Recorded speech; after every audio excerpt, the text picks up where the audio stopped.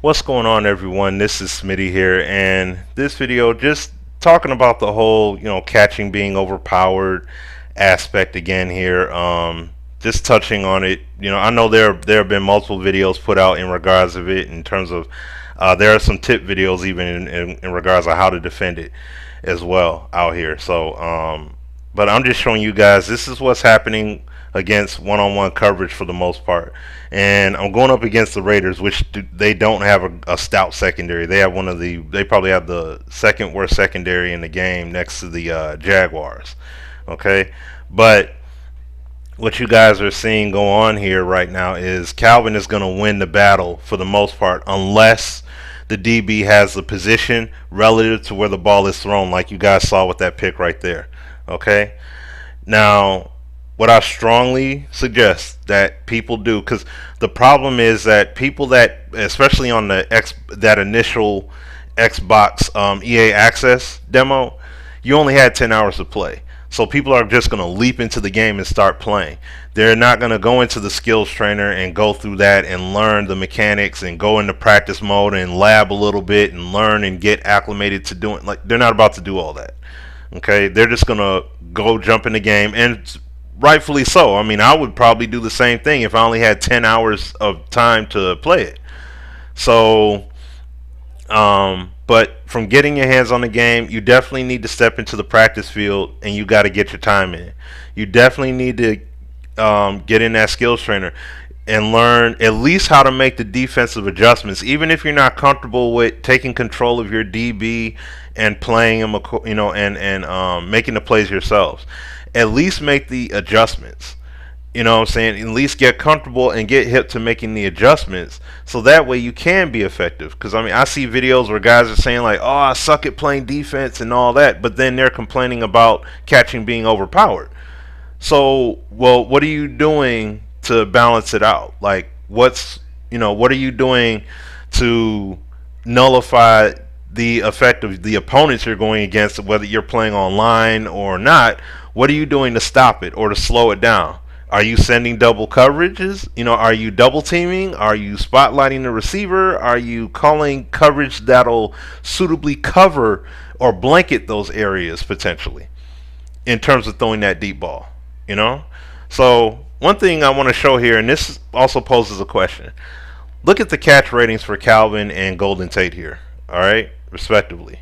Look at how great they are in comparison to the two defenders that they're lined up against. So what kind of play do you expect them to make when it comes to catching the ball, unless they have favorable position, like DJ Hayden and TJ Carey? You're going to see their ratings, and they're very low. You see what I'm saying?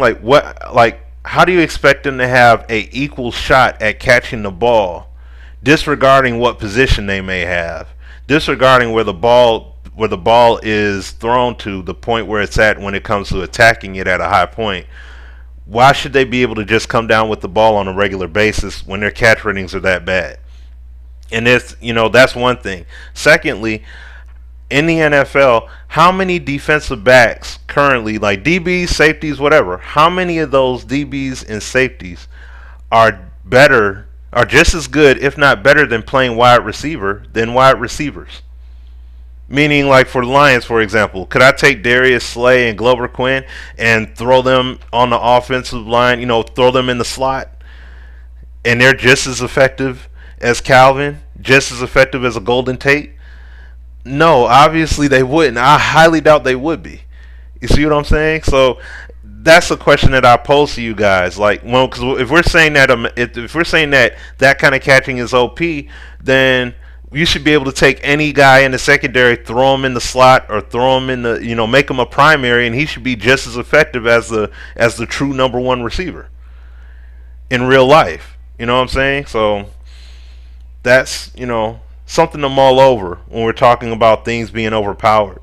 But back to the point at hand here. You see, I adjusted the play call. I'm calling the same offensive play, throwing the same deep ball to the same receivers, but look what difference it's making here with having that extra defender over the top. And the only thing I'm calling on defense is just calling cover 2 man with that safety being over the top versus having that cover one press. So there's still got the press, but what you're going to see here is you're going to see a mixture between either the DB being able to play the receiver and the safety over top being able to play the ball, and vice versa. So you're able to do those things. Look, as you can see, you're able to do these things when you have two guys there versus just being on an island one-on-one, and then you're just trying to go for a catch. So what needs to happen here, guys, is that as a whole, the game, the way that you play the game here is changing. This is what we wanted to see happen. At least that's what I thought. That's what we've been saying all these years. We wanted this kind of change to take place, and it's happening now. So it's undeniable with what we're seeing here. Like, we're seeing the inaccurate passes, we're seeing the overthrows, we're seeing the underthrows, we're seeing defenders play even tighter, biting down on the coverage. We're seeing them make plays like we've never seen happen before. I mean, we still are seeing shifting and morphing, and EA, they know about all that stuff. And we're going to see that in every game that comes out this year. So all these companies can do is try to reduce that as much as they possibly can. Okay? But the results here are undeniable, as you guys are able to see.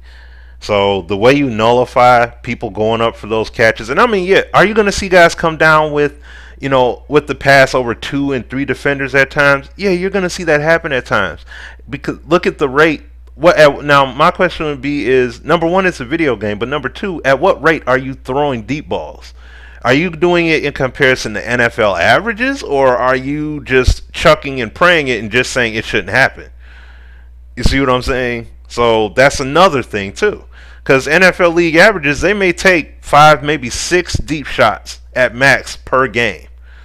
Okay, but then look what it takes here. Look at what Tate had to do. He had to basically get an offensive pass interference penalty. He had to push off his back to create some space so he could come down with a catch, because he's not even able to get any. And you've seen how many times I threw it to Calvin and he wasn't able to come down with it. You see what I'm saying? So all I'm saying, guys, as you guys are seeing here, I'm winding it down here towards the end, just throwing a few more catches, and you're going to see the Odell Beckham catch. But this is my question. Well, not even a question. The visual is right here. How many breakups, how many pass breakups are you seeing overall before you see Calvin get a catch in general? See what I mean? I mean, the game is speaking for itself. Like, see, now the ball was thrown to a spot. Both DBs weren't there. He tried to make a play on the ball, and Calvin came down with it there. See what I mean? So the relative position is mattering here, and even at times, I mean, once again, it's Calvin Johnson. This guy's made catches over 3 DBs one time.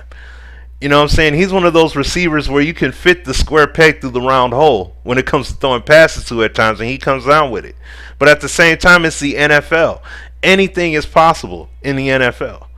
Okay? It's just a matter of it actually being seen, in terms of things happening at times. So, but let me know your guys' thoughts in terms of what you're seeing here or what your experiences are with the game overall, and I'll be back with more vids, you guys. All right.